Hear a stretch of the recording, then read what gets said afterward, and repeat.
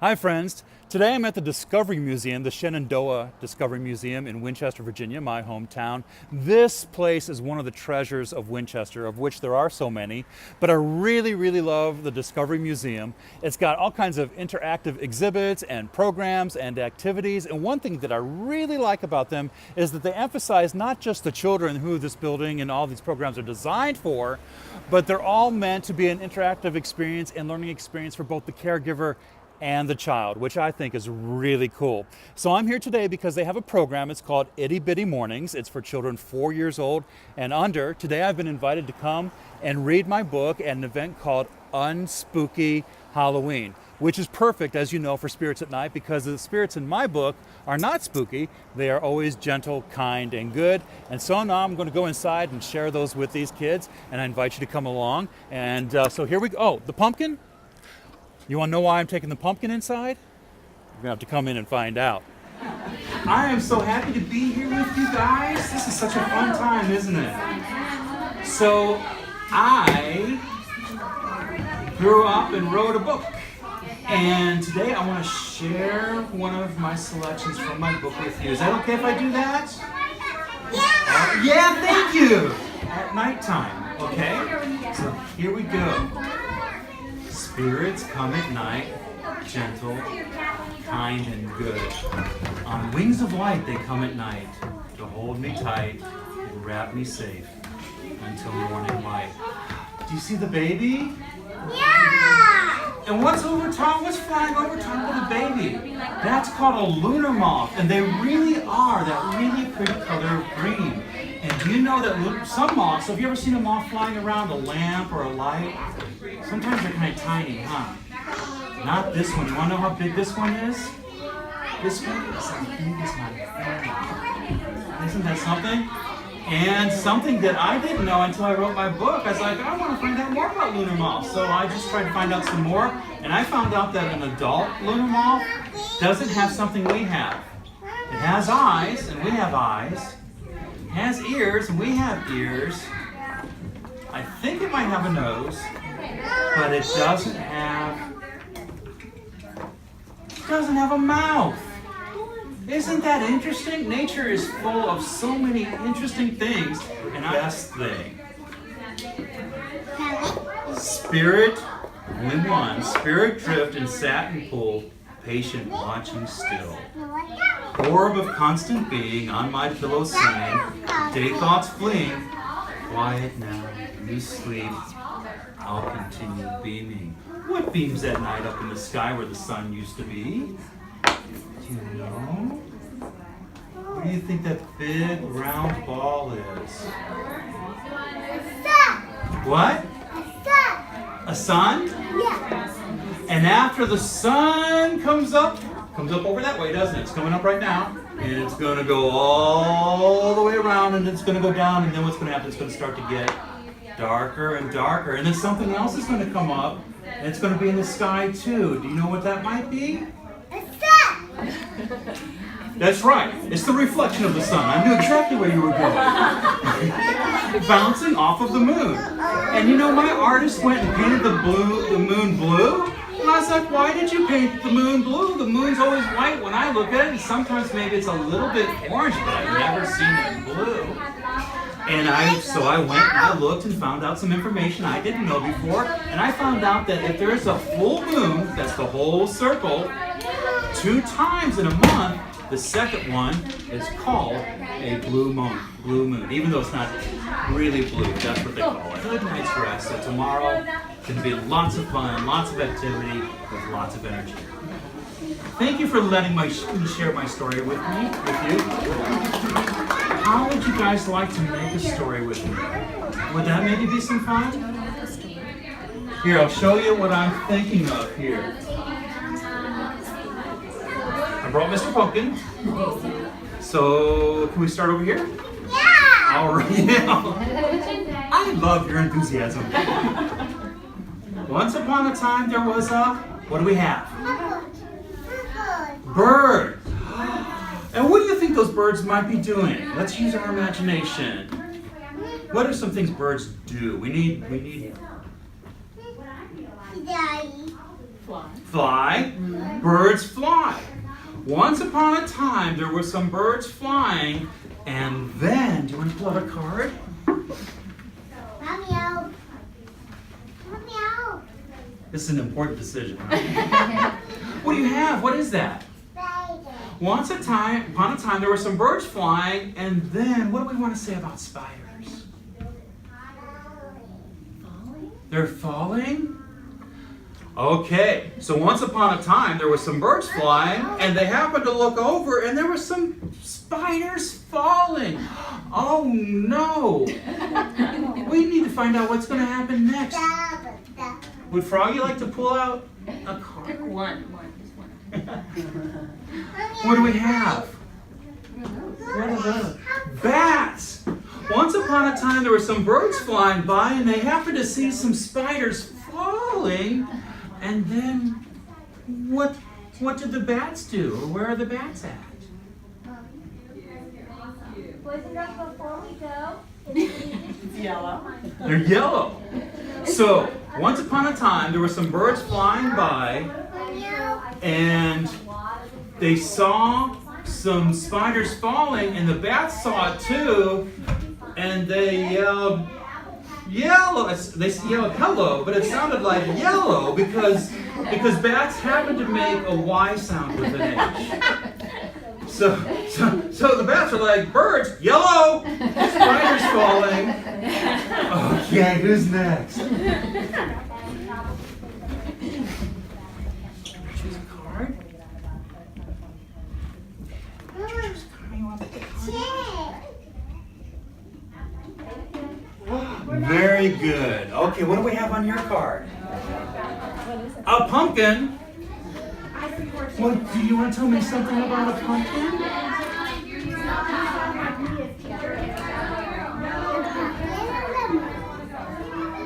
Pumpkin is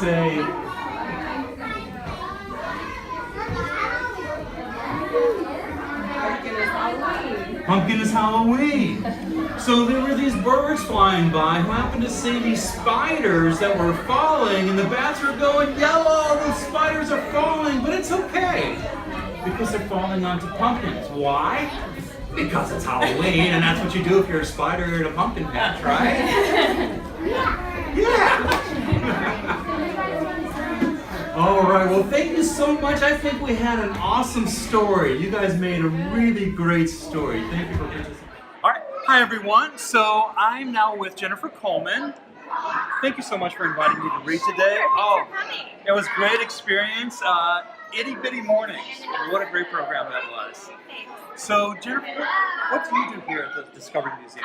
So I'm one of the museum educators, and so I play with the kids, I climb through the maze, I help with the programming, I offer educational programs for different groups that come in, and then I also plan the special events for afternoon. Wow, there's so much going on. It's really amazing. You must stay busy all the time. So, I was curious, does the museum have kind of a guiding principle? What is the influence that you really want to have on the community? So we want the kids to feel like they learn through play.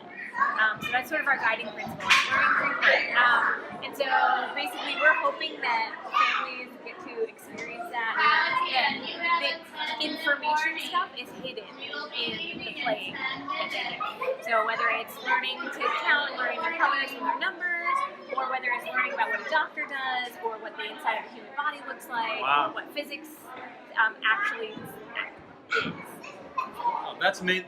So, a little commentary from my own perspective is that it has always seemed to me that play is nature's design for learning for kids. So the fact that you've brought all your resources to bear to reinforce that, I think is amazing and spot on.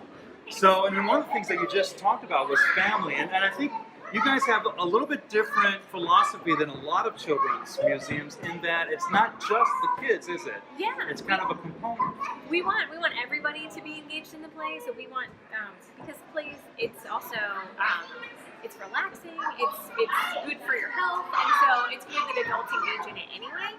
But it's also a great way for you to model how to play, how to learn. It's a great way to model communication, and it's a great opportunity for you to have fun with your kids or your small people. So I don't have kids, but I do come with my niece and my nephew, and we play here. And so it's a great way for aunties and uncles and grandmas and grandpas to also engage with their small people. Yeah, so whoever the caregiver is, this is a great place to bring your kids. And I love how you said a lot of emphasis on play, and then inside of that play is the learning that takes and place. it's informal. So even for older kids, what you're learning in class, you're applying here in a play setting, in an informal setting. Well, I noticed as I was reading upstairs in the classroom that the kids would come in and they do their activities, they make their crafts, and they pull it, and then they could play with the toys. And then they were very free to, I want to go look at the frogs or look at the fish, and they just would wander here, there, and everywhere. Of course, under supervision, but it's almost like there's this great freedom to be a kid and do the thing that draws you, which I think is wonderful. And yet you do have these programs like the Itty Bitty Mornings that I just participated in. What are some of the other programs that you'd like to offer the public? Throughout the week, we offer different activities in Leo's Corner. So we offer a specific guided art activity. We also do a science kitchen activity, so we're doing some sort of science discovery, exploration, experiment where the kids can actually participate in an informal, quick experiment, and then we talk about what they've learned. We offer special programming after hours, so this past Friday we had a spy night.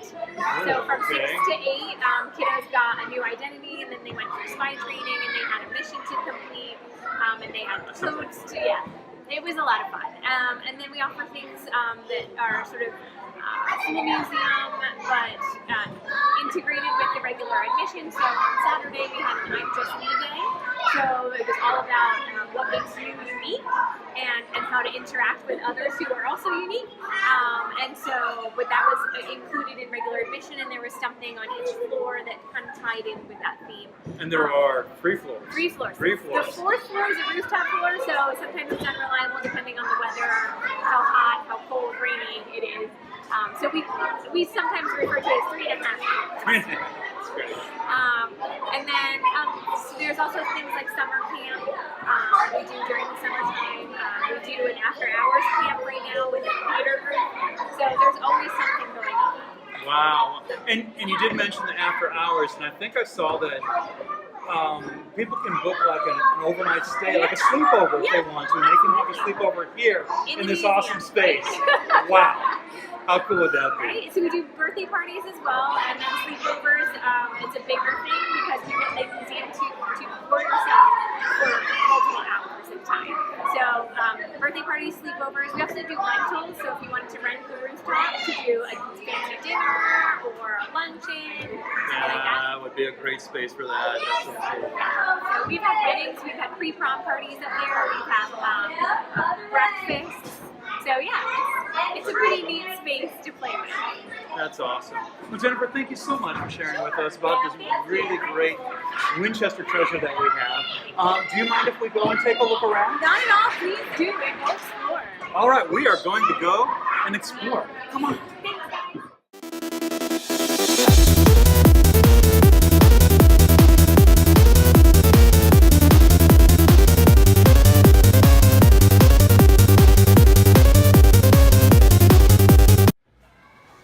So we were just on the first floor, and that was the encounter zone, and it had like, you saw a lot of the great things like the ambulance that was down there and everything.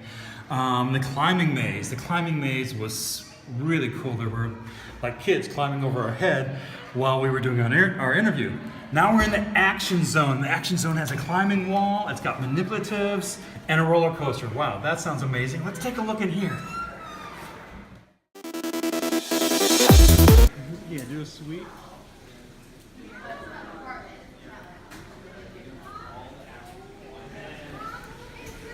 What a cool space. Let's go see some more.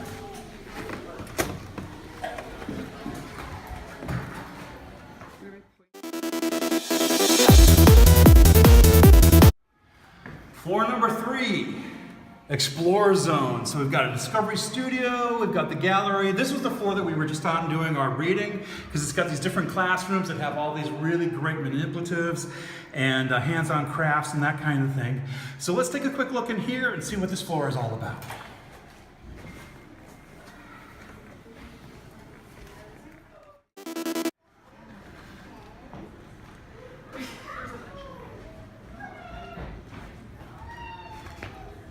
fish. We got frogs.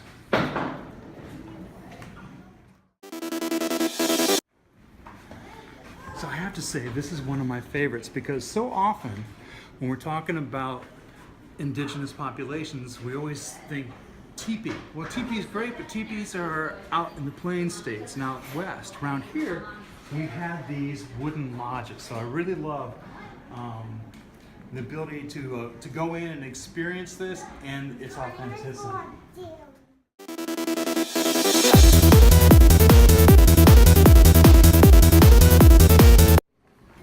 And of course, this is the room we were in earlier today when we were reading to some of the children.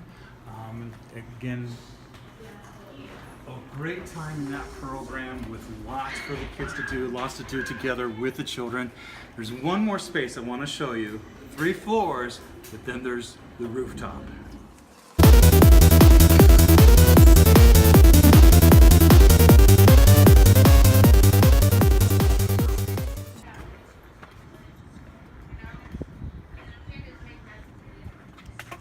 Isn't this just amazing? You already know that I just love great spaces, and as amazing as this museum is, I just think this is one of the most incredible spaces, what they did with this rooftop. It's just so cool. So like they said, you can actually, if the weather's good, rent this out if you want to. But anyhow, so there's these really great structures, and we're 4 stories up above Winchester with a wonderful view. So that's it for today. Thanks for joining me as we got to read a little bit from the books, and we got to discover the Shenandoah Discovery Museum here in my own hometown of Winchester, Virginia. Remember, Spirits Night, it's available on Amazon, and also, and shh, don't tell anyone, it's not supposed to come out until November. Rabbit Snow Day is available right now. If you go to Amazon, you can already pick it up. Thank you, friends. Thanks for joining me. Until next time, peace and blessings.